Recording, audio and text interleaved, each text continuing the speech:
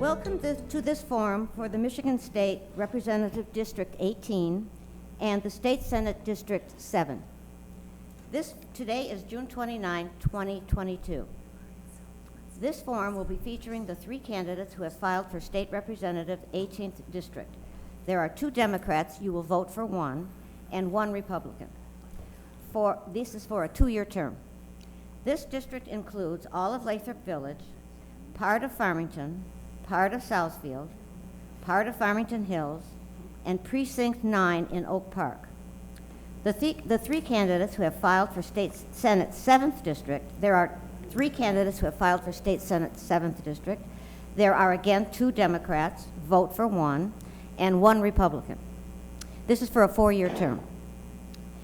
This district includes, and I tried to get it right, you can correct me later, I tried to look at the map, Lake Angeles, Auburn Hills, Pontiac, Bloomfield Hills, must be part of Southfield, Bloomfield Township, Franklin, Lathrop Village, and part of Detroit, Beverly Hills, and Oakland Township. So that's the best I could do. I don't. The sponsor of this forum is the League of Women Voters, Oakland area. I'm Judy Bateman. I am a member of the League of Women Voters. I am not a resident of this district. The League of Women Voters is a trusted national nonpartisan political organization. Our members do the hands-on work to safeguard democracy. While we never endorse a candidate, we are directly involved in shaping the important issues that keep our community strong. As a League of Women Voters member, I have the opportunity to contribute in a leadership role such as this that has great impact on local, state, and even national issues. If you are interested in learning about how you can make a similar impact, I would encourage you to go to the League website, LWVOA, and look at what we offer. The League of Women Voters is providing this forum as an opportunity for candidates to express their views related to their candidacy. No one is allowed to excerpt any part of this forum for their own use. It may be shown, but only in its entirety. Statements expressed by the candidates are not endorsed or opposed by the League of Women Voters. Also, the League does not certify that any candidate's responses are accurate. Voters are encouraged to fact-check information shared at the forum. The format for this forum has been established by the League of Women Voters. We ask that the audience remain silent during the forum. Please turn off all cell phones. We ask that candidates answer the questions with their views only and not interrupt another candidate. The candidates will be answering questions submitted by the audience and screened for duplication and appropriateness by Kath Masner and Maxine Monshine. Maria Wollison, our page, will be circulating with paper and pencils for your questions. Please turn your questions into her. All candidates will be given 1 minute for opening statement in alphabetical order. Closing statements will be 1 minute in reverse order. Candidates will have 1 minute to answer each question in rotation unless extended by the moderator. All candidates will be allowed equal time to answer questions. Our timer is Deborah Ross.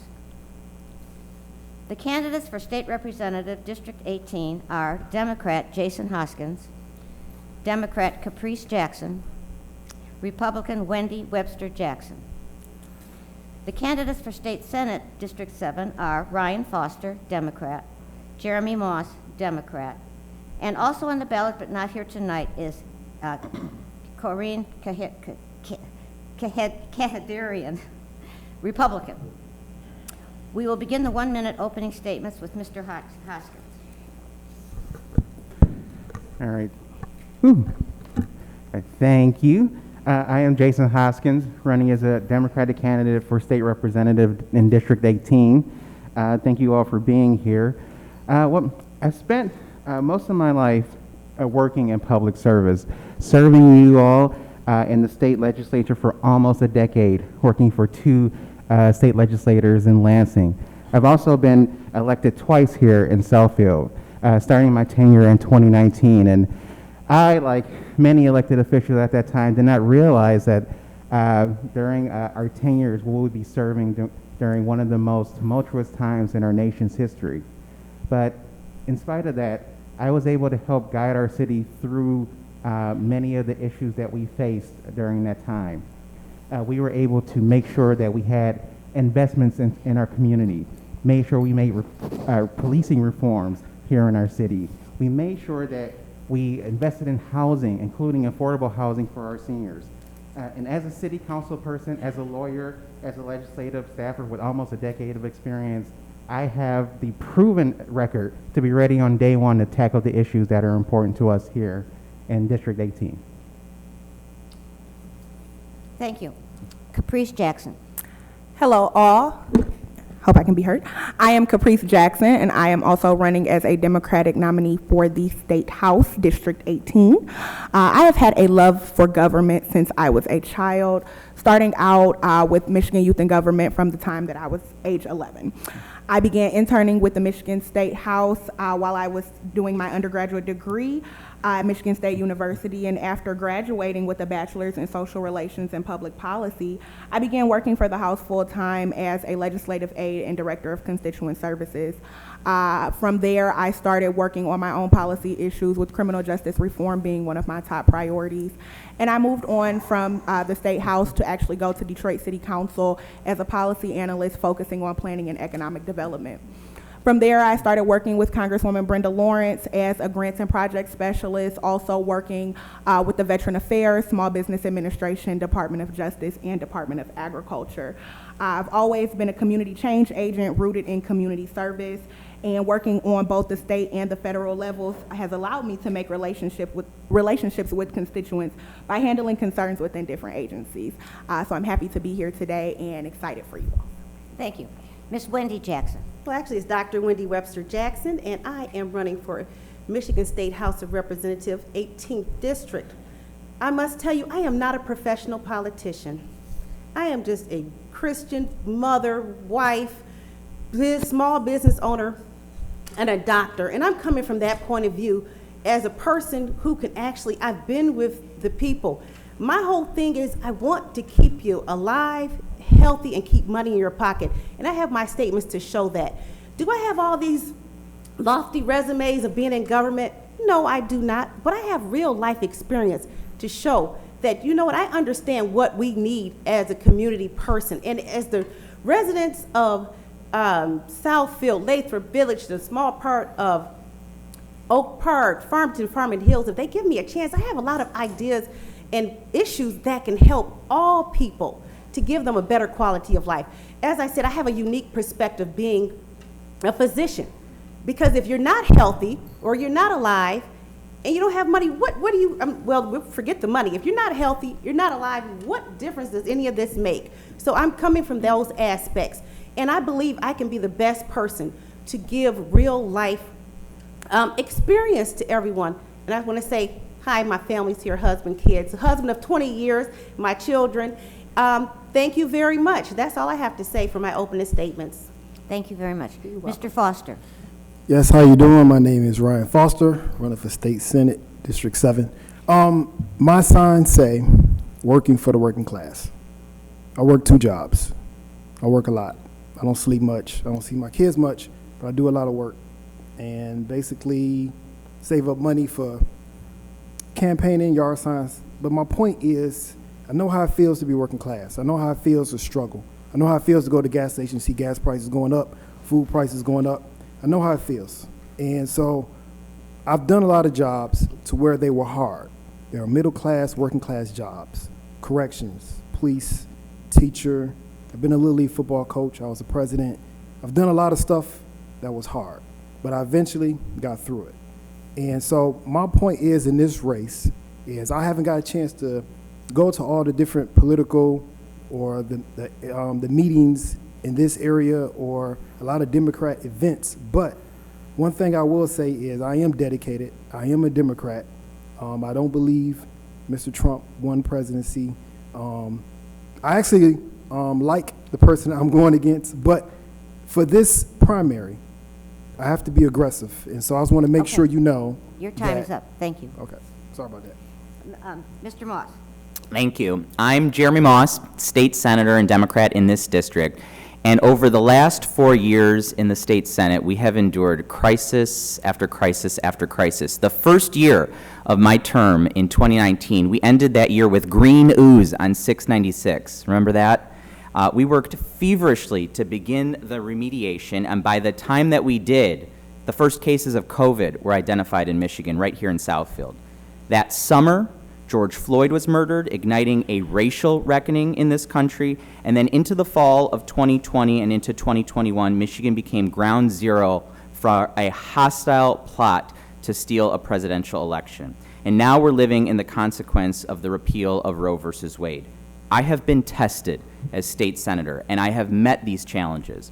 My office was on the front lines during the pandemic. We pushed forward on bipartisan police reform. I stood up to protect your right to vote, and I'm the only pro-choice candidate in this race. I'm prepared to continue to lead to help us overcome these crises. Thank you. The other candidate, the Republican for State Senate, is Corinne Kadarian. She's not here, but she sent me a statement that I'm going to read.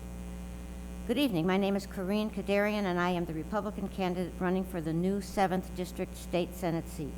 I have served the community as an elected Bloomfield Township trustee and as Oakland County District Director for State Senator John Papageorge and Secretary of State Ruth Johnson. I have and will continue to work in a bipartisan manner to achieve results for you and your family. My candidacy is focused on number 1, out-of-control inflation. Rising costs for food, shelter, and clothing must be addressed and lowered. Families are struggling and need help now. Number 2, energy independence. Lower gas prices and invest in energy resources at home. Number 3, school of choice. Every child deserves a quality education, and every parent should have a say in their child's education. Number 4, support our police. Increase resources for our officers. I would be honored to receive your vote on Tuesday, August 2nd. Thank you. Okay, we will now begin with the questions. We're going to start with Mr. Hoskins. Some of these questions are pretty intense, I think.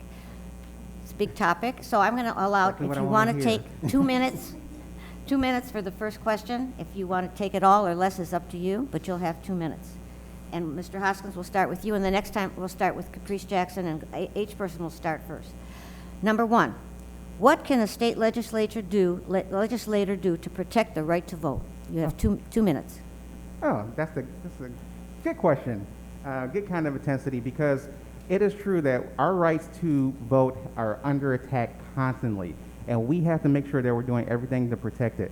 I served on the board of the ACLU in Michigan here, and one of the things that I always try to do was to protect our right to vote.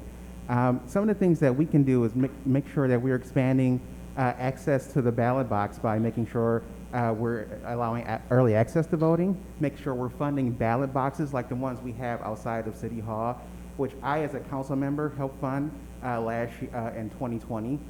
Making sure that we're doing everything we can to ensure that our military veterans are able to vote overseas. Making sure that we can do everything possible to protect our workers, our poll workers, or workers at the polls, I should say, on election day, because they too face a lot of hostility. And another thing that I hope that we really look at is making sure that when your absentee ballot is turned in, and if it's turned in by election day, that it will count up to 72 hours after the election day, assuming it is postmarked by then. Those are some of the small things that we can do to make sure that we're protecting the right to vote here in Michigan. Thank you. Ms. Caprice Jackson. Can I be heard? Can I be heard? Okay. Thank you for the question. I support measures like Promote the Vote. Also, I have worked with the 14th Congressional Youth Advisory Council. I actually chaired it back in 2020 under Congresswoman Lawrence to make sure that we got our youth more civically engaged and got them out and registered to vote. But we have to make sure that we are supporting easy, safe, and fair voting options for our elections. We've seen lawmakers that try to suppress the vote with the bills that have come out in the past months and years. but they make it harder for citizens to express their right to vote. And I support practices like absentee ballots, same-day voter registration, and early voting, and vote by mail to make sure and give everybody the opportunity to express their right to vote. I believe that campaigns should also be funded by your voters and not by private companies with hidden agendas. Thank you. Dr. Jackson.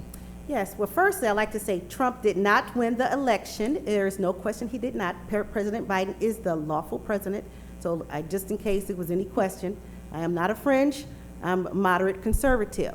So with that being said, as coming from a different viewpoint with the right to vote, I think the right to vote is the most important thing you could ever have. And as a black woman, coming from the civil rights issue, I was not there, I'm too young for that, but I remember what my forefathers, the people back in the 60s had to go through to vote. It's too important.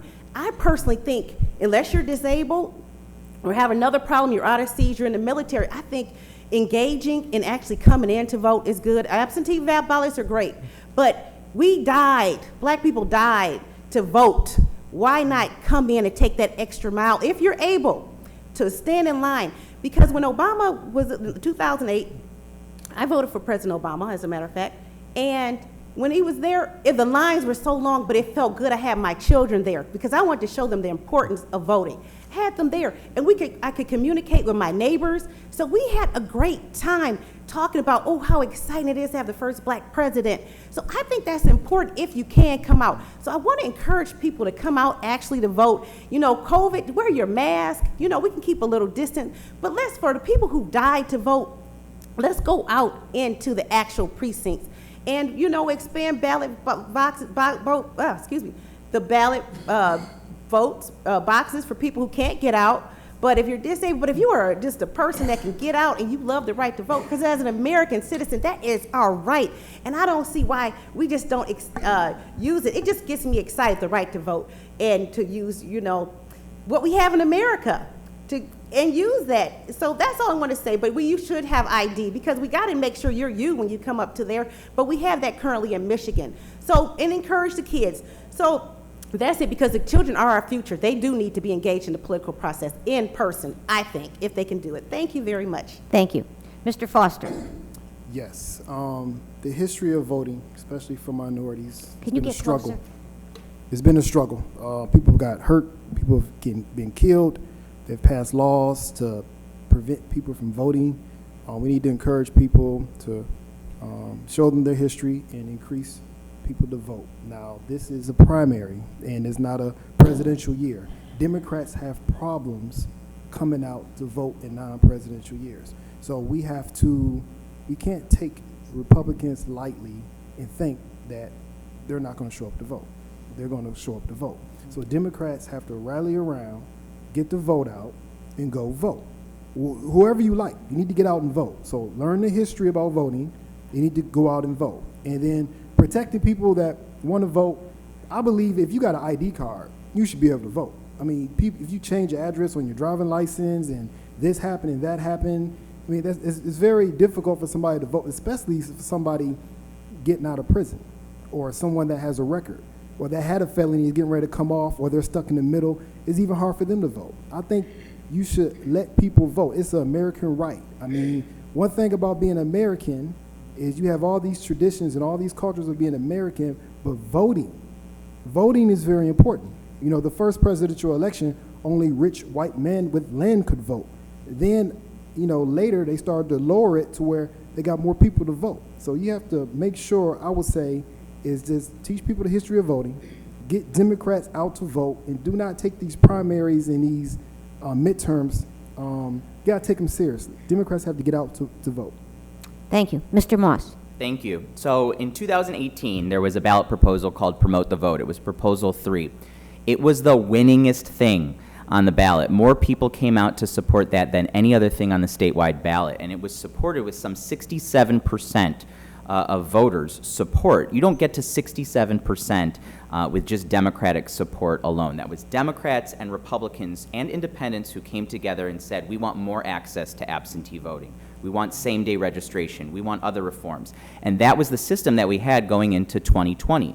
2020 was the most scrutinized election in Michigan history The results were accurate, and the system was secure. Nevertheless, some of my Republican colleagues began to chase after this big lie that the election was unfair, insecure, and inaccurate. On January 1st, 2021, I published an op-ed in the Detroit News talking about my vision for continuing to support access to voting. That includes funding Michigan's elections administrators so that they receive adequate resources and proper training for each election. I'm also working on proposals to permit clerks to start processing absentee ballots earlier, just as other states do, so you can expedite the reporting of results and avoid election night chaos. My Republican colleagues in the Senate went in the opposite direction and tried to restrict how you vote, when you vote, and where you vote. And I stood up every time those bills came forward to oppose those measures. Thank goodness Governor Whitmer is there to veto those proposals. But we have to really fend against these measures that are trying to prevent people in our community from exercising their right to vote. Voting rights secure all other rights.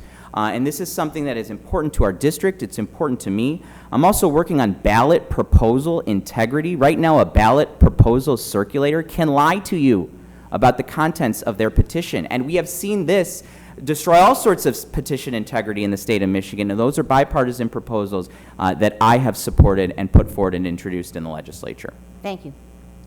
We're going to start this question with Ms. Caprice Jackson. What can be done, and this is also I'm going to do a 2-minute because these are hot topics. What can be done to prevent gun violence and mass shootings in Michigan and promote gun safety? Thank you for that. Gun safety is something that's very near and dear to my heart. As of now, I don't think that we have adequate gun safety laws. I think that we need universal background checks for anyone who decides to purchase a gun, whether from a private or a public dealer. Aside from that, I do think that there needs to be a raise in age for people who decide to purchase weapons. I know that we have people who, do hunting and they want to be able to go up north and hunt and things of that nature, but we have to make sure that they have adequate licensing and there are adequate age requirements for someone to be able to handle a gun. Aside from that, was there a second part to that question? Judy, was there a second part to that question? Well, it was to promote gun safety. Yes, but honestly, just all around, just making sure that we are raising the age on people who are purchasing guns. And also, this is one thing that I didn't say, but as far as assault and military-style weapons, I don't think that those are weapons that should be on the street. That is not something that should be able to be easily accessible if you go to a gun dealer. There are specific reasons that we are using assault weapons and assault rifles, and they need to be used for those reasons and those reasons only. Thank you. Dr. Jackson. Thank you for the question. As a Republican, I am Second Amendment all day. However, how I do differ from a lot of people is that I actually did some homework on other countries. Do you know in other countries, you have to have a background check. You have to have, they interview your friends and your family to see your, what do you need the gun for, just check your history with them. They also make you have a doctor's note to say, oh, is this person mentally stable enough to have a gun? So I agree with that. I said, why not? I think it's fair because we want to make sure we want to exercise the right to defend yourself. Because in my opinion, a gun is only for two things. Defense, if someone is trying to kill you, you're trying to protect yourself or your family, or to hunt. I'm a big advocate for hunting because, some people don't want to spend all this money for beef. They rather go out and catch their own food, which I agree. So as far as that goes, and for gun safety, and also another thing the other countries do that we don't do is that they make sure you join a sportsman club. So you have a sportsman club, that way you make sure you know how to shoot, and you keep doing gun training. So if we do all that, I think we can have our gun safety because it is guaranteed in the Constitution, which I'm going to stand for the Constitution all day. I think America's the greatest place.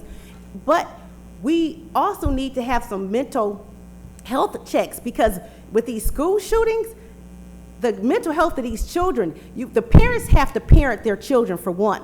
My children actually are in the Boy Scouts, Cub Scouts. They learn how to do rifles. They can clean a rifle, load a rifle, shoot. They do that at the camps. But I don't teach them vengeance. If you teach a child vengeance, then if they are bullied, they want to go out and perhaps shoot someone. So that, I think that can help with the school shootings. Keep your guns locked up and teach your children, do not get vengeance. If you have a bully, know in about 10 years, you're gonna be on top of the bully's gonna be underneath you, and you go about your life and you ignore it. School is a short time of your life, and you move forward. Thank you very much. Thank you. Mr. Foster. The reason we have a lot of gun violence in this nation. Mr. Foster, I'm sorry, can you get The closer? reason we have gun violence in this nation is because of hate and because of crime. The first 10 amendments, no one's going to touch that. The Second Amendment is there for a country that will be going the wrong way and people want to rise up in rebellion or for self-defense, number one. So I would say yes, we need to raise the age limit for getting guns. Check people's mental backgrounds, yes. All that can be done, but we got some of it done in D.C. with help of a few Republicans. We can't run this country with 50 senators. You need more than 50 senators to get things passed. So, in terms of violence with guns, it's because of crime and because of hate. If we cut down our hate on different people hating each other or bullying, we can cut the gun violence down. Crime. One thing I always talked about with police work, I had a trainer a long time ago back in '03 in Detroit, I think it was '04. He told me crime never stops. It just moves. It just moves. So we have to let the police officers do their job and try to bring these weapons in. And also, we have to educate our children on bullying. When I was in middle school, I went to a school, I didn't get along with a lot of people, I didn't fit in with a lot of people.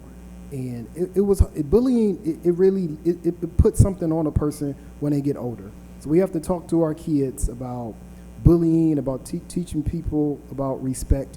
You can learn a lot, I would say, from reading the Bible. Thank you. Mr. Moss. Thank you. This is an area where I'm absolutely fed up with inaction, and I think most Americans are. In June of 2016, when I was a state representative, I helped to establish the Gun Violence Prevention Caucus in the legislature. It was not popular at the time, but a handful of Democrats and myself put forward solutions to mitigate and reduce gun deaths and injuries here in the state of Michigan and around the country. 10 days after we formed this caucus was the Pulse nightclub shooting. So from Pulse to Oxford, here in Oakland County, in December of last year, the Republican leadership in the legislature squandered these opportunities to pass these proposals. And at the time, we had Republican colleagues, as we were trying to push forward these solutions again, tell us this is not the time. There's a community in grief. We need to back up and let this community grieve. Last month, after the Uvalde shooting, I again was forceful on putting forward our solutions to end this crisis in this country. And my Republican colleagues told me now is not the time. There's a community in grief. We can't act now. We don't want to politicize it.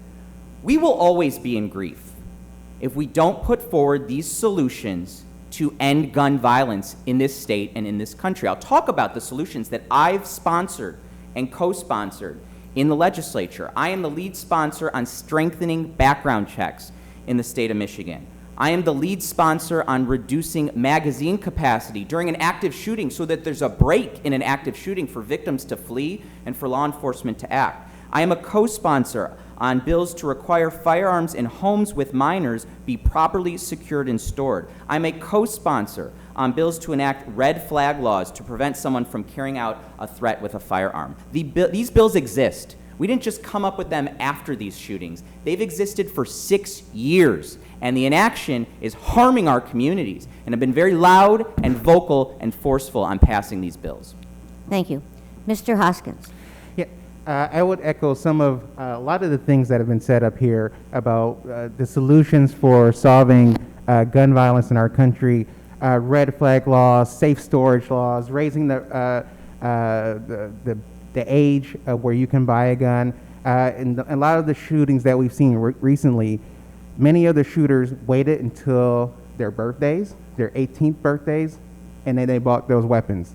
And then they targeted children. They targeted people of color at a supermarket. I would also add, too, we should also have the ability in places of worship and government buildings and schools to be able to ban guns on those properties. We currently don't have that here in Michigan, and that's something also that I would add to the list, the very good list of solutions that have been said here as well. And I will also add too, especially in the wake of all the shootings that we've seen recently, we have to make sure that we are addressing the mental health issues that a lot of these people are facing. Quite frankly, it's also been stoked by a lot of the misinformation out in the world. As you saw with the shooting in Buffalo, for example, that young man had a number of issues that prompted him to go out and target black people in a supermarket. And part of it was because he had an idea that black people acted a certain way because of all the misinformation he heard from various sources on the internet. But also he had a number of issues that needed to be addressed, that if we had some of these solutions in place, for example, if we had red flag laws in place, these things would have been caught, he would have been stopped from buying a gun in the first place, and many people's lives would have been spared in Buffalo. Thank you. We're going to start with Dr. Jackson. This is again 2 minutes, if you want to take it. What can the legislature do to support women's rights and the right to choose? I believe that I'm a pro-life candidate, and I believe that what we should do is go to the root. If we try to choose to have an abortion or not, that is a horrible thing as a woman to have to do regardless. I guess I take exception because it looks like no one is looking at the unborn child, and they seem so gleeful to end that child's life. I believe that if a woman is raped or is a victim of incest, she should be had available Plan B immediately. It has to be done within 72 hours.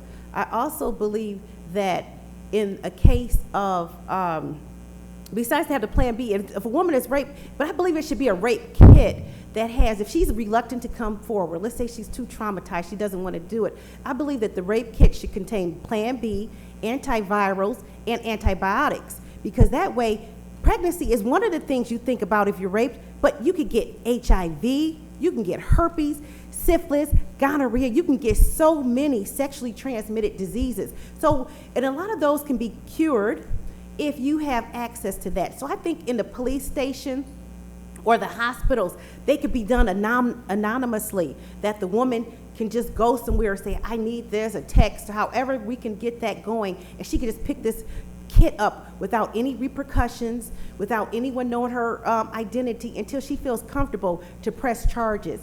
Now, a woman to have an abortion, at this point, I want to follow the law. So if they go on the ballot and we get it back on the ballot and it says, okay, everyone votes to say abortion is legal in this state, of course I'm going to go along because I'm representing the will of the people. But personally, I just feel that someone needs to speak for the unborn, because I'm a mother and I've seen my children develop from a cell to develop fingers and arms and legs and a heart to being born. Thank so you. I'm going to stand for children. Thank you. Thank you. Mr. Foster. Yes, my daughter just graduated from high school. She argues about this all the time with me. Okay, Roe versus Wade. They struck it down. Okay, so a lot of Democrats, a lot of people are against it. And you have to think about the people that are for it. There are a number of people that are for it. And then you have to represent people that a lot of females in this country are against it. So I would say that in the Bible, it says, I knew you from the womb. But it's still that woman's choice, because she's going to be judged on it. So my daughter would say, give her that choice.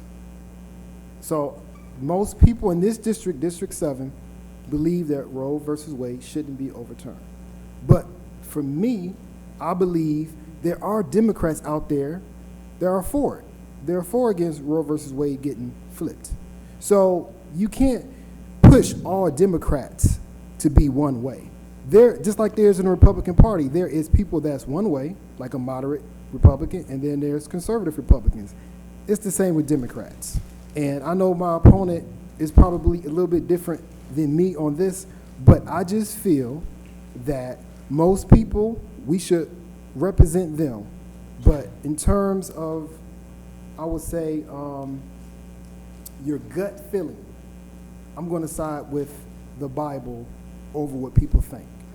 I would rather be judged that way. So if I have to lose the election based on the way I feel about the Bible, that's an honor. Thank you. Mr. Moss. Thank you. I will be crystal clear in my position on this. I am a pro-choice legislator. I don't believe government should interfere with a person and a family to make their own reproductive health decisions. The overturning of Roe versus Wade I found appalling. I think it is an incredibly dangerous decision. It has dangerous implications on the health of women and families around this country. It is an out-of-touch ruling. Most people in the state of Michigan want to retain that choice to make their own personal health care decisions. It's also a ruling that propels action. So what I've done in the legislature is I have co-sponsored legislation to repeal the archaic 1931 felony on abortion here in the state of Michigan that could come back as it works its way through the Michigan courts, as Governor Whitmer has asked the Supreme Court to decide whether or not it's constitutional. It's not just a 1931 law. 1931 is when they tweaked all of criminal statutes here in the state of Michigan. We would operate under an archaic 1840s abortion law as a result of striking down Roe versus Wade. That is incredibly cruel. So I've co-sponsored legislation to repeal it. I've also co-sponsored legislation to create what we're calling the Reproductive Health Act in the state of Michigan to ensure that these rights are protected in state law. Unfortunately, our Republican majority will not enact that, so as a result, you've probably seen petitions being circulated for the reproductive freedom ballot proposal, which I am in full support of, to get this on the ballot to enshrine choice in our Michigan state constitution so no future legislature can tamper with this. I have my own religious values too, and my religion gives the freedom and choice to people to make their own health care decisions. Thank you. Mr. Hoskins. Thank you. And I just want to be clear as well. I will always fight for a woman's right to choose to do what she wants with her body. I think the Supreme Court decision last week was a travesty. It is going to impact, and impacts all of us, but it's going to particularly impact people of color. It's going to impact people who have less means. It is something that is so intertwined in oppression in our country. The solutions that Senator Moss just outlined are all ways that we can help fight to make sure a woman's right to choose is protected, because this is a healthcare decision that should be only decided by that person with their doctor. And this is also an economic decision. If you are forced to have a baby and you are forced to keep it, that creates a number of economic ramifications for you and that baby. And we do not have the means right now to be able to protect, in this country, to be able to provide all the help that that parents need to protect their children. That's why we have to make sure that we do repeal that archaic 1931 law. That's why we have to make sure that we sign the petitions to get the Michigan Reproductive Freedom Ballot Initiative through. We have to make sure that we're doing everything we can to protect the health of women in our state, because it is something that I'm seeing more and more. I'm seeing doctors in other states.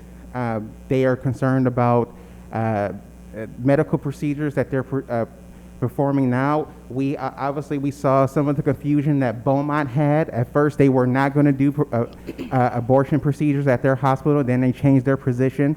And there are medicines that are in place. There are medicines that are used for different conditions that are also can be used for abortions. And I'm starting to see those medicines not being used or not being allowed in certain states. So this is something that impacts everybody. Okay.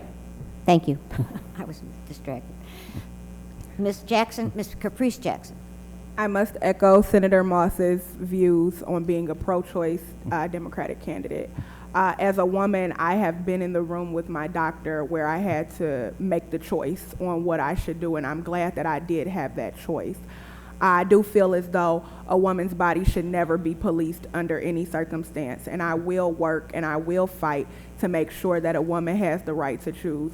Like my opponent Jason just said, it should be up to a woman and her doctor, nobody else, not anyone in the government. Honestly, not friends, not family. That is between that mother and that doctor and nothing else. Thank you. Thank you very much. Okay, we'll start the next question with Mr. Foster. These are 1-minute questions now, so you Quicker, okay. real quick. What is your position on tuition tax credits for private schools and vouchers, school vouchers? For private schools? Yeah. What- What is your position on tax credits for private schools? I think we should encourage more people to get education, whether it's public or private. Education is a key in this country. People that's more educated, they go further in life, especially for minorities or especially inner cities. More education, more funding.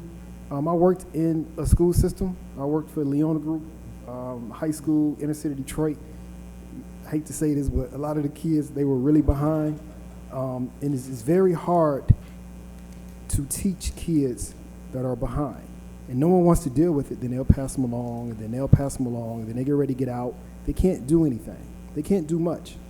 So, if we have to do anything with public colleges, private colleges, community colleges, we need to put as much, how can I put this, energy into getting our citizens educated. Other countries, they're way ahead of us in education. We need to get to it. Thank you. Mr. Moss. Thank you. This is another proposal that is being lied about as you go and see these circulators. What this is a DeVos-backed voucher scheme that the state of Michigan's already rejected several times. We made a historic investment this year. I voted to deliver $17 billion to K through 12 here in the state of Michigan. Public schools. The Michigan Constitution guarantees every student here in the state to a public school education. We cannot allow those with a for-profit education agenda to continue to raid our public school system in an untraceable education atmosphere. So right now, charter schools are not subjected to the same transparency laws, the same sunshine laws as traditional public schools. And I think that they should be. I have supported the School Fact Act that we've introduced every session to ensure charter schools are subjected to the same financial, academic, and ethical accountability standards as our traditional public schools. So I do not back this scheme. Thank you. Mr. Hoskins. Thank you. And I also do not support this. As Senator Moss said, we made a historic investment in education, and that still wasn't enough money for the education needs that we have. What we tend to do here in Michigan, we fund our schools equally, but we don't fund them equitably. And so there are schools that are in inner cities, there are schools that are in rural areas that are not getting the funding that they need. And a voucher system like this is only going to take money away from those money that is desperately needed for those schools to be able to fund all the services and all the educational needs that are required for those students. And also, as Senator Moss kind of pointed out, at one point, 2/3 of all charter schools in Oakland County were in Southfield. And with that, we had issues with educational outcomes for those students, a number of issues with where they were placed, and having voucher systems for schools that are not accountable, schools that that don't have the same accountability as public schools, is something that's dangerous, and I do not support it.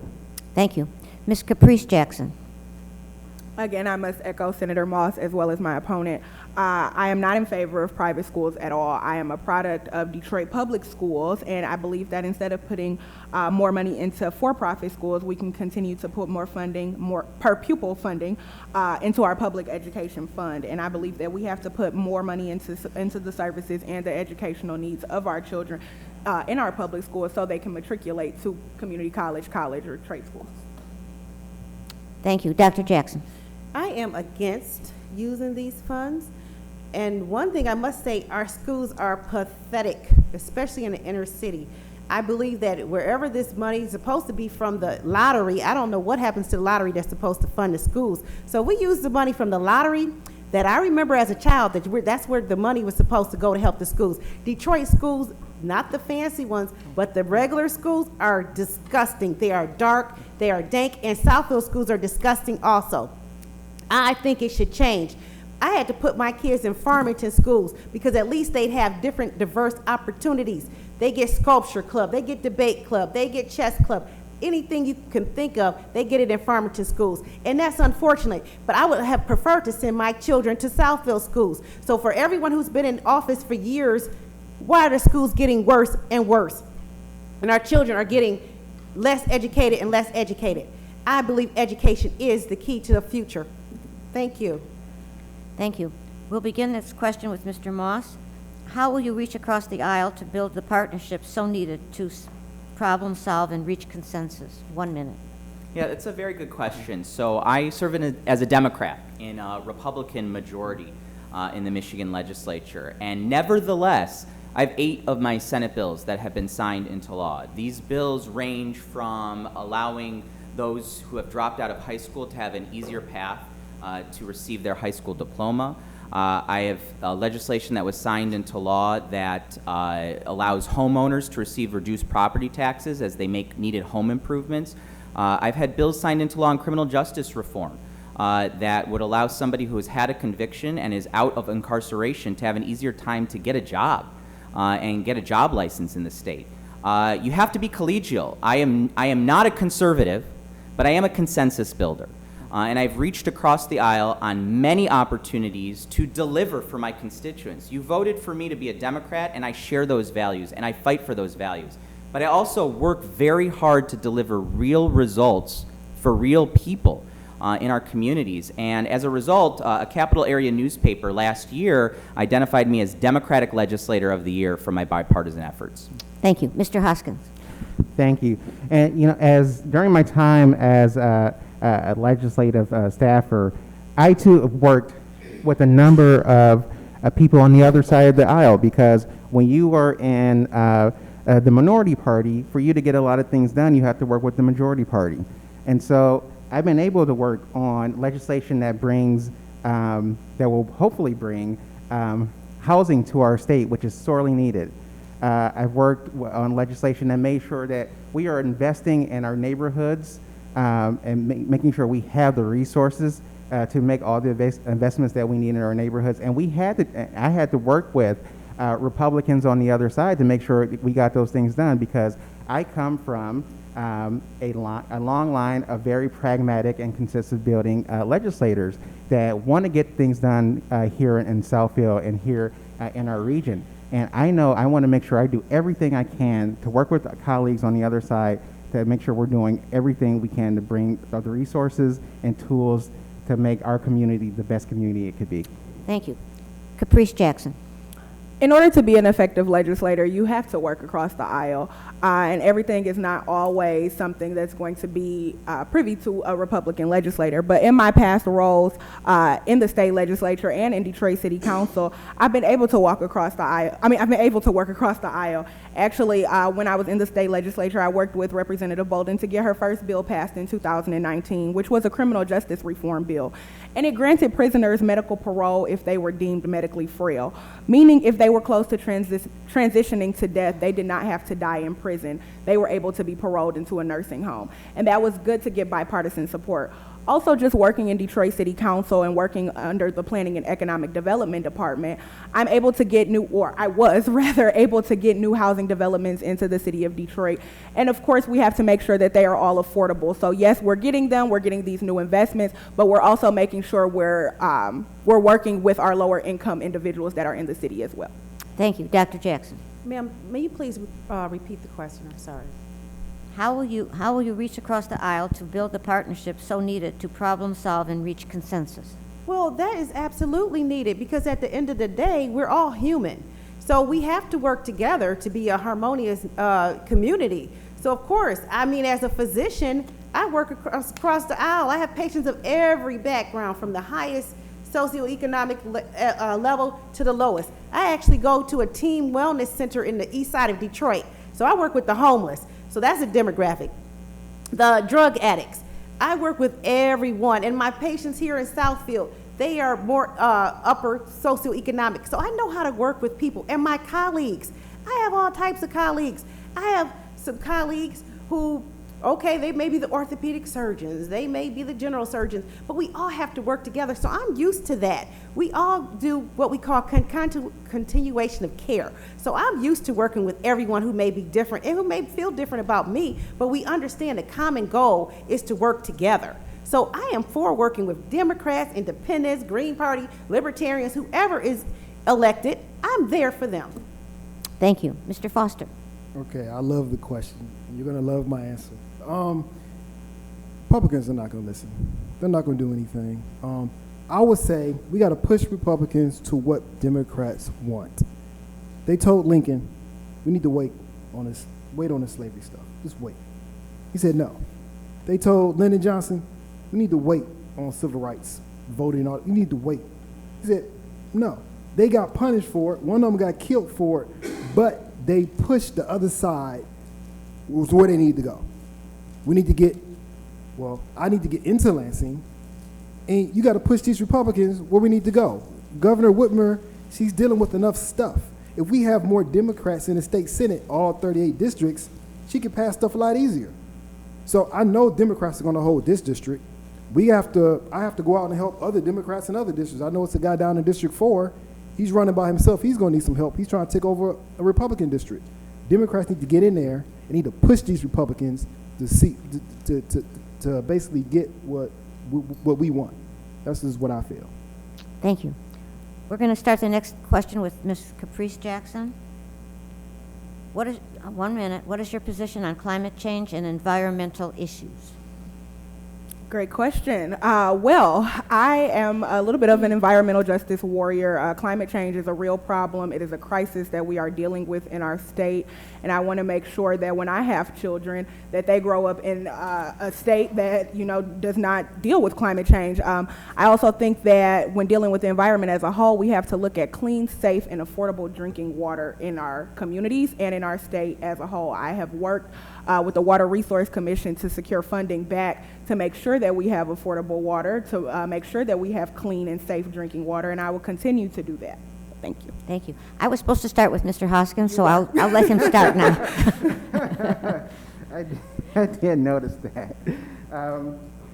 And I think, too, I know climate change was in the question. Yeah, what is your position on climate change and environmental issues? Yeah, climate change is real. And it's something that we definitely have to address here in the state, and it's certainly something that we've started to address here in the city. We, for example, we hired a sustainability officer to make sure that everything that we're doing in the city, from our planning, from everything, we were making sure that we were being good stewards of our environment. We also look at the sustainability impact of everything we do now, much like we look at the fiscal impact of everything we do in the city. And that is something that is legislation that I actually would like to introduce, because in many of the legislative bills that we introduce, there's always a fiscal impact of the bills, but there's never a sustainability impact. We also need to make sure that we're doing everything we can to bring the next clean technology to our communities, making sure that we're investing in electric vehicle technology, as well as making sure we're doing everything we can to protect our waterways, making sure that safe and clean drinking water is accessible to everybody. Thank you. Dr. Jackson. Yes, thank you for that question. I have a bachelor's degree in biology, so I am very much involved in the environment, and I've also worked with Friends of Rouge. I've done bug hunts. I've been in the water right after I had surgery. I'm in the water collecting bugs to see the health of the water. So I am a person who understands that. And of course, our climate is changing, but I think it's arrogance to say that humans are the cause of climate change, because if you go back millions of years, and you can actually take ice samples from the Arctic, and you can see where at different periods of time, thousands over thousands of millions of years, the Earth has changed. So humans have only been around for so long. We didn't have all this pollution 6 million years ago or whatever, or billions of years, so you can actually see it. So I think it's an issue, and especially when my opponent here says electric vehicles. So how is that going to help with the lithium that they use in the batteries? Because they used to use lead oxide, but now they use lithium. So they want to put this horrible chemical lithium, that's the battery. So where are they getting it from? They're getting it from the poor little African kids, all the poor kids that are slaves to mine this stuff for electrical vehicles. So I do not agree that, oh, humans caused that. I believe we're going through the system, but do not pollute the earth Thank you. purposely by putting toxic chemicals there. Take care of it. Thank you. But thank you. Mr. Foster. Okay, this is a big question. The environment is very important. The stuff that our country is doing in terms of the environment, the funding, peanuts to an elephant. We need to take care of the Mother Earth. Remember, Earth is a living creature. God asked Adam, he says, where are you at? He's like, why are you looking for me? He's like, I can hear your brother's blood from the earth. Earth is a living creature. We need to take care of it. I would say recycling, increase recycling. Also, electric vehicles, that's great, but not everybody can afford an electric vehicle right now. So I would say recycling and put more investment into solar, and of course, keep increasing electric vehicles to bring those prices down. I wish that the big three would get more into affordable car building to where they could maybe bring those affordable cars to make them electric, but they want to focus just on profit. So I just believe that environment, we have to put more funding into it. We need to take care of Mother Earth. Thank you. Mr. Moss. Thank you. I'm an environmental champion. I'm endorsed in this campaign by League of Conservation Voters, by Clean Water Action, and by the Sierra Club. We absolutely need to take on big issues, to take on climate change in this global society that we live in, and we need to increase in this country and in this state renewable energy standards and invest in a green economy. We also have some immediate impacts of climate change that we need to take on. Last year, in our district, during these widespread storms and flooding, it seemed like every time it rained, people were worried they were going to see a flood in their basement or lose power. So I gathered with colleagues to introduce a climate resilience plan to upgrade infrastructure and flooding systems in our region to deal with the immediate impact of climate change.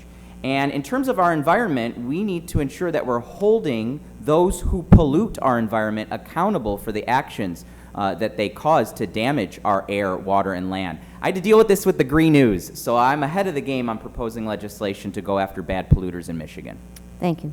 We're going to let Mr. Hoskins go first because he didn't get to go first last time. What is your position in protecting law enforcement who face repeated police calls, police runs to answer domestic issues regularly to the same residents or community? Say that question again. Yeah. What is your position in protecting law enforcement who face repeated police calls and police runs to answer domestic issues? So here in Southfield, one of the things that we noticed during the pandemic was a lot of our crime went down, but the one crime that went up was domestic violence. And so we created a specialized task force. It's a high-risk response task force to respond specifically to domestic violence calls and domestic violence issues, because we were concerned about our officers going out on these runs and not having and dealing with people with going back to the gun question about red flag laws, making people who had weapons and not being able to protect themselves or putting themselves at risk. I always make sure that I do everything I can to protect officers when they're out. That's part of the reason why I was endorsed by the Police Officers Association of Michigan, because they know that I work with the police here in the city of Southfield. We've done a great job with making police reforms and making sure that our police are safe whenever they go out. Thank you. Ms. Caprice Jackson. That's a very interesting question, but I think that it all boils down to making sure you have properly trained officers that are going to certain situations. So you can't just put any police officer to a domestic violence situation. In order to protect them, you want to make sure that you're getting an officer that's trained to deal with the domestic violence situation. The same will go for mental health, and I work to get mental health officers in the city of Detroit with CIT officers, but there should be the same thing with domestic violence officers that go to those calls. Thank you. Dr. Jackson. Actually, I think that we should have, in addition to the regular police officers, that we have specially trained counselors. This is the only time that I would say send a counselor in with the police, because sometimes a husband and wife, that's a husband and wife issues. And sometimes maybe someone has something to drink, it's a misunderstanding, and it just spills over, and it's a big to-do. But sometimes it can get deadly. But if you send someone in with the police, just to make sure no one has, threatening any type of violence at that time, but sending counselors that can speak, then separate the two.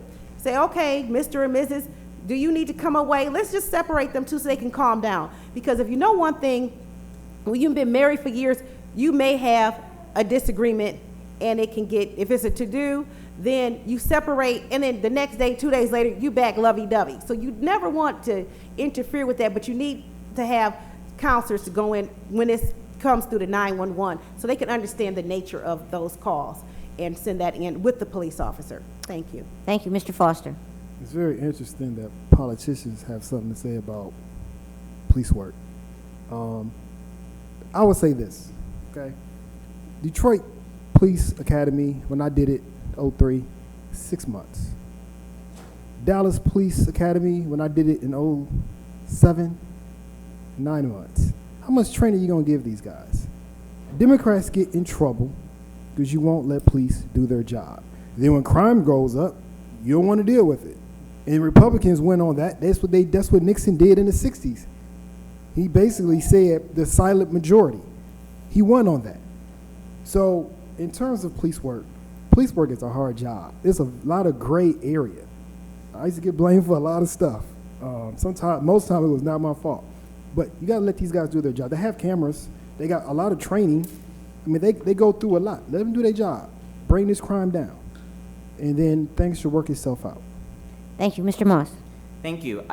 So I served on the Southfield City Council here, and during my time on the City Council, we hired a new police chief and new public safety personnel, and I supported every request for the police department's resources to make sure that they were operating with the most current, professional, up-to-standard equipment. I'm a left-leaning Democrat, and yet still was Police Officer Association of Michigan's Legislator of the Year. That's because we have to work with law enforcement to increase training and professional standards. We are going through an exercise right now in the legislature to introduce real bipartisan police reform, which I'm on this package. We need buy-in from law enforcement to get these bills and proposals passed, and we've worked with them to do so. So I think you can work with law enforcement to fund the police, make sure that they are increasing their training, make sure that they are increasing their professional standards so that there is the trust that is needed in a community to keep it safe, that trust between law enforcement and the neighbors in a community. Thank you. Then, we're going to have two more, this question and then one more, and then we'll stop. Dr. Jackson, you're starting. Current minimum wage is under $10. What will you do to bring livable wage to Michigan? Well, for one thing, as a business owner, and I pay my employees well over $20 an hour. People do need to live. $10 an hour is not livable, even with two incomes, because as you know, food is high. Everything is high. I would do a consensus. We could do legislation to move up the minimum wage. The business owners have to know that we're going to have to pay. And that's the only way so we can retain talent. We got to have people to live, because it's a cycle. You've got to have the business owners, and we run the economy. If there's no business owners to hire people, everything shuts down. We give the people the money to go out and buy things. We run it. But we also need people to help us. That's why we have employees, to help us in our business. But they do need to live, so I understand that. So I've been on both sides. As a waitress, I made $2 an hour plus tips. So I understand being able to live. So that just includes legislation, and get with the Chamber of Commerce, Chamber, to just make sure that we can all have a consensus on what it should be, because they can afford $15 an hour at least. I've seen it. They pay it at White Castles and McDonald's. Okay, thank you. Mr. Foster. All right, this is a two-headed monster. Number one, the federal government, president, D.C., they have to step up. They have to raise the federal minimum wage. Second, these businesses or these great thinkers, they got to create more jobs. Henry Ford came up with Ford, the moving assembly line, and then Chrysler came out, and then Sloan with GM. You know, these people were big thinkers. They built the middle class. You know, the middle class, the baby boomers coming back from World War II. You know, from the 40s up until the 60s, country, you know, it was booming in terms of jobs. Michigan has lost that edge. You know, so we have to get back to coming up with new industries. Everything can't be automotive. Them days are over. If you go back to before 1970, Detroit had over 15 car plants. You know, Detroit has 3 left. You know, Michigan has about 11 car plants. So those days are, we have to come up with new industries, and then also the federal government has to step up to create jobs for people and raise the minimum wage. Thank you. Mr. Moss.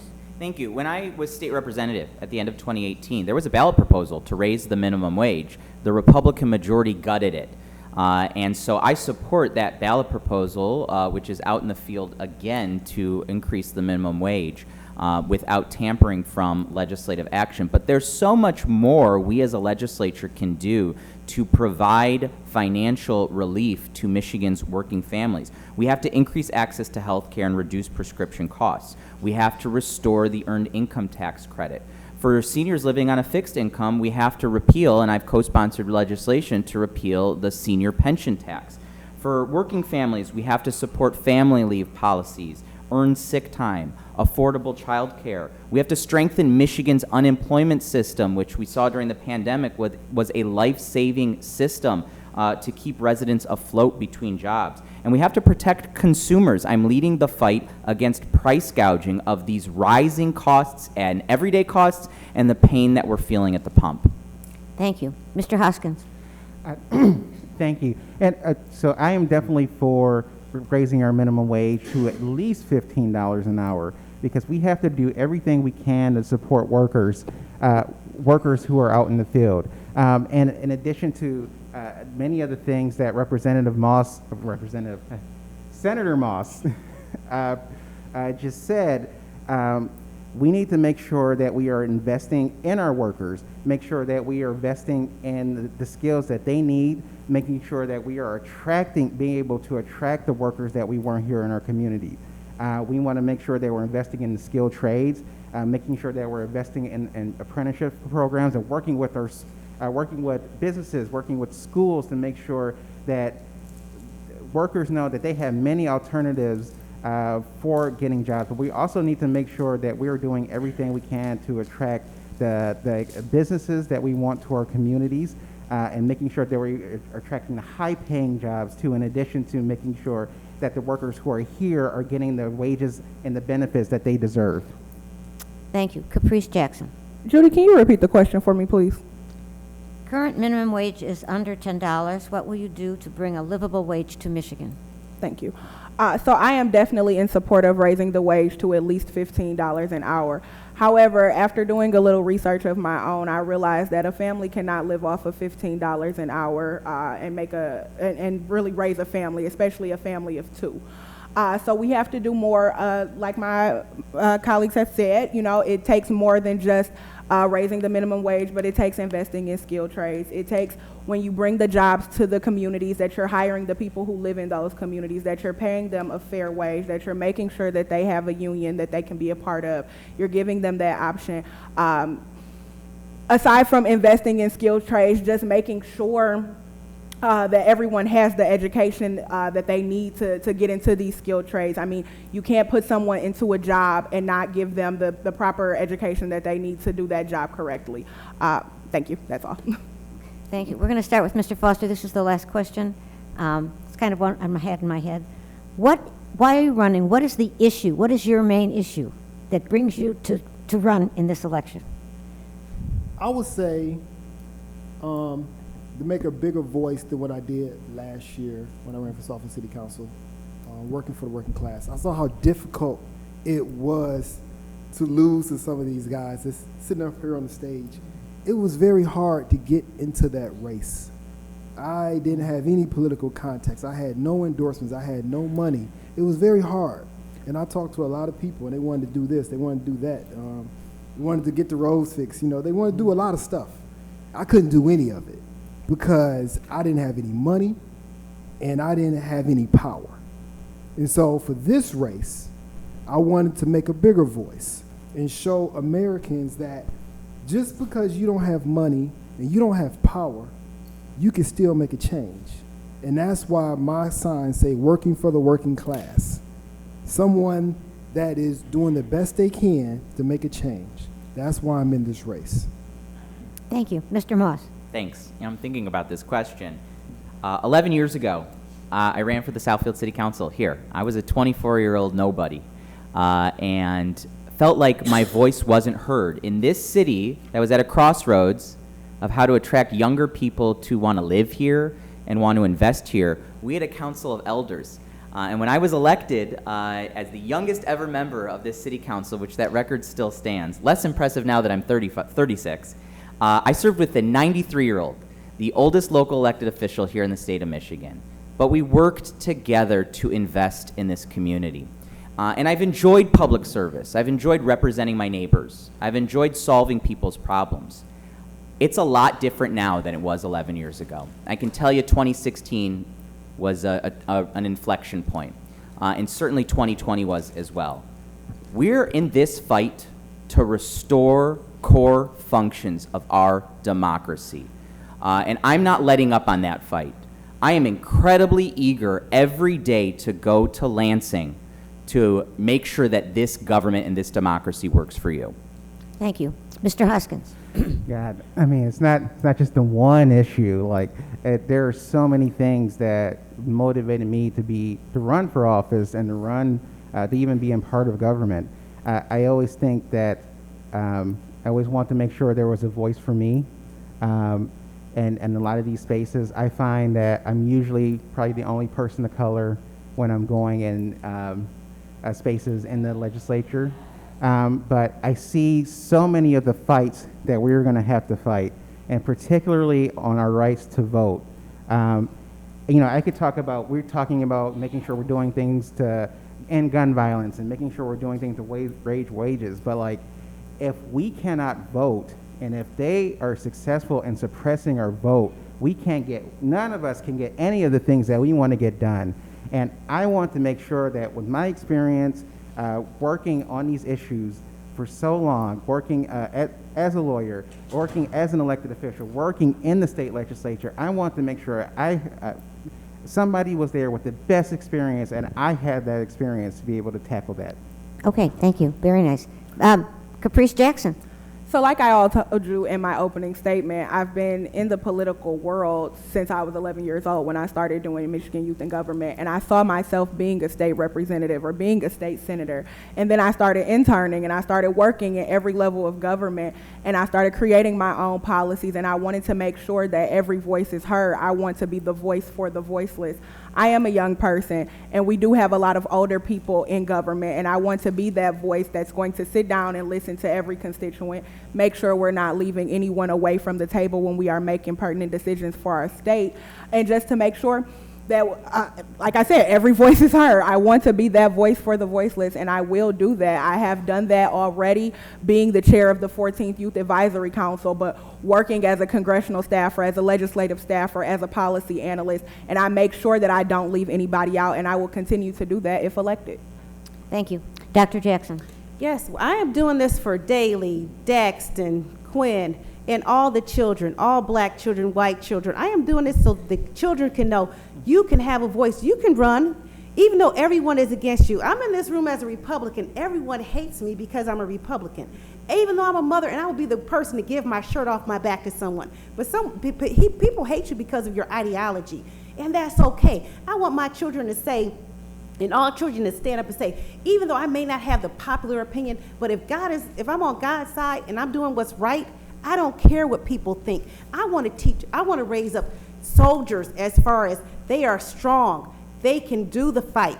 And I want them to look at their mother and say, Mom, if Mom can do it, let me see how she does it. When I get older, maybe I can get into this. That's why I'm doing it for all the children. And I am the first person to file lawsuit for the baby food because I did not like Abbott Laboratories poisoning the children. My baby got sick. I filed a lawsuit. I don't just take action, talk about action. I do action. Thank you very much. Thank you. We've come to the end. We're going to have closing statements now, and we're going to go the reverse of opening. So, Mr. Moss, you're first. Thank you. I'm Jeremy Moss. I am proud to call Metro Detroit my home. I am proud to serve here as state senator, and I've been effective in this role and other elected roles for more than a decade, producing real results for real people. I have some stats here that we pulled up of what we did during this term, especially during the pandemic.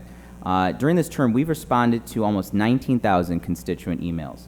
During the pandemic, we assisted more than 1,200 constituents with unemployment claims. We provided resources to at least 50 local businesses on loan or grant assistance information or federal referrals on the status of their federal loan application. I enjoy this work, but it's not enough to just send me back to Lansing to be our voice, to serve again in the minority. I'm a campaign organizer. I'm leading the Senate Democratic efforts to get to a Democratic majority for the first time in 40 years. That's longer than I've been alive. So I'm asking for your vote on August 2nd in this primary, and on August 3rd, let's organize together for a Democratic majority in the Michigan Senate. Thank you. Mr. Foster. Okay. What I will explain is I'm the only person up here without notes.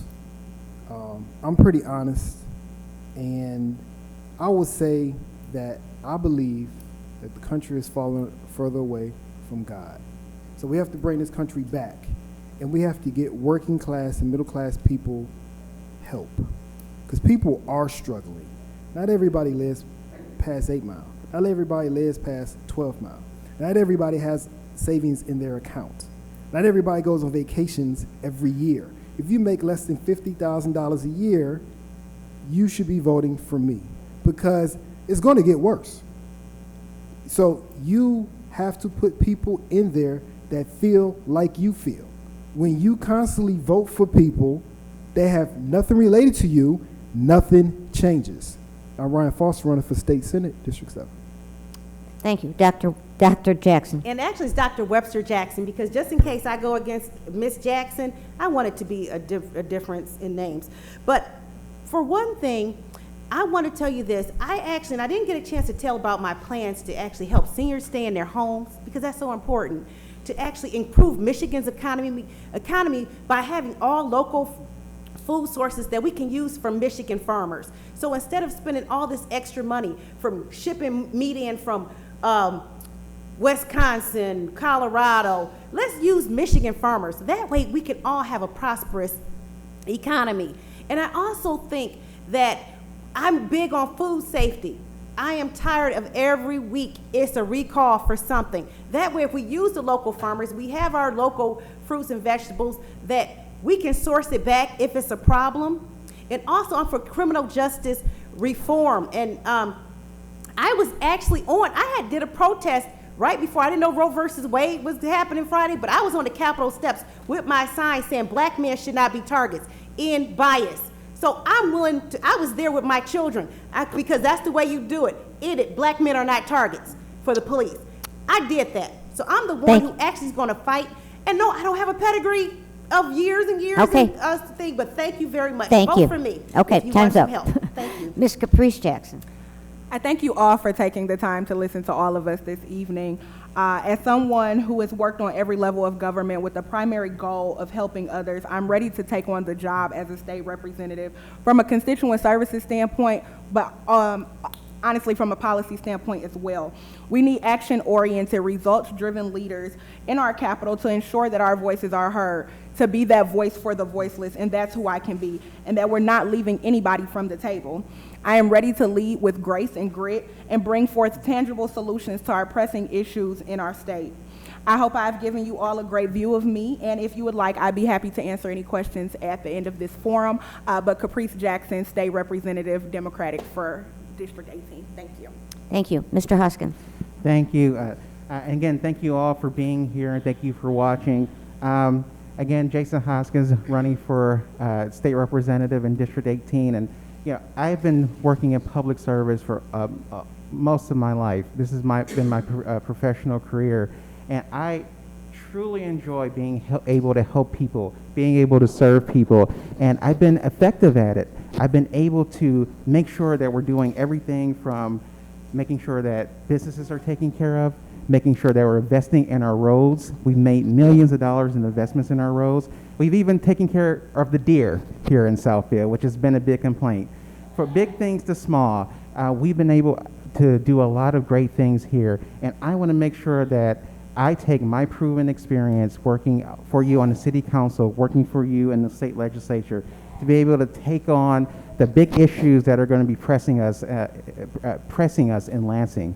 I would love to talk more with you about it. You can certainly go to my website at votejasonhoskins.com and read more about me. Thank you.